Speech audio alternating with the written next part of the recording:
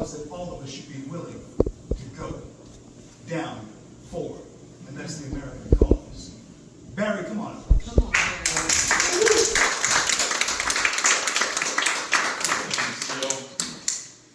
Julio, thank you for having me in your home. This might come as a surprise, and this is a lot better than where I spent the last 3 years in federal prison. You guys are slightly more attractive than the people out there. Thank you. Slightly. So yes, I was arrested. I was convicted for January 6th related charges. I am responsible for engaging in a physical altercation with Capitol Police.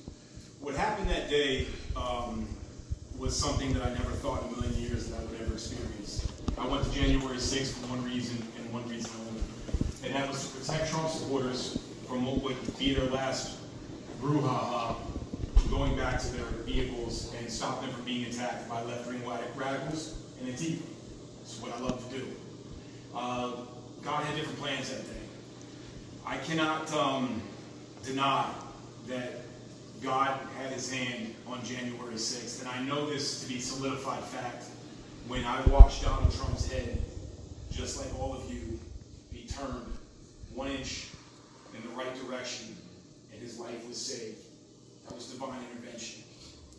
I spent 3 years in a prison cell. Believe it or not, you don't have to take my word for it, prison sucks, don't go. It's terrible. I did not know when I was ever going to see my family again. I didn't know what was going to happen.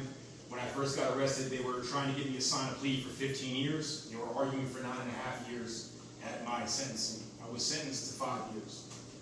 On January 20th, I got the call from my attorney that I was going to be pardoned, along with my other brothers and sisters from the January 6th event. I spent 3 years in a prison cell thinking about what I was going to do and who I was going to be as a man if this country were to get another shot. Because communism doesn't usually give others another shot. You ask North Korea what they would do if they had another shot. You ask Russia what they would do if they had another shot. The reality of it is, this idea has never even got to the tip of their tongue, let alone their mind. You can't tell a fish it lives in a fishbowl. It's just in it. It's a world. And that's exactly what happened to our country. And you know why it happened? Tell it. Every single one of us is why it happened. Because historically speaking, Republicans do not show up to primaries. We're celebrating Donald Trump's winning on November 5th. Oh, that's great. Yeah, the celebration's over. If we do not get involved in these primaries, and we continue as a nation to sit on the fence, you will be me one day. Your kids will be me. Your kids will stand up for this country that they love, and they will go to prison. This isn't a scare tactic. I lived it. Okay? I'm not justifying all my actions on January 6th. Okay? I got into a physical altercation with a Capitol Police officer. I don't recommend it. I backed the blue. But what happened to us that day was not the behavior of typical police officers. They assaulted us while singing the national anthem. It was a setup to make sure that people like Donald Trump and people that support him don't have the courage or the audacity to ever think about doing it again. That's right. God opens doors. It's up to us to walk through them.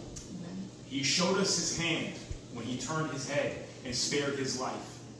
That was not the end of it, but the end of it will be if we do not show up to the primaries and again in the midterms. Hakeem Jeffries will be the Speaker of the House, and Donald Trump's agenda will be over. And God will say, I gave you a chance, and you did nothing with it. So I'm not here to speak and try to sell you this politicized idea that I want you to vote for. I want you to really think about that for a second, because we've already been through it. We've seen what they did to Donald Trump. We've seen the attacks and the lawfare and the weaponization of the Department of Justice that can happen again after August if we don't show up to these primaries.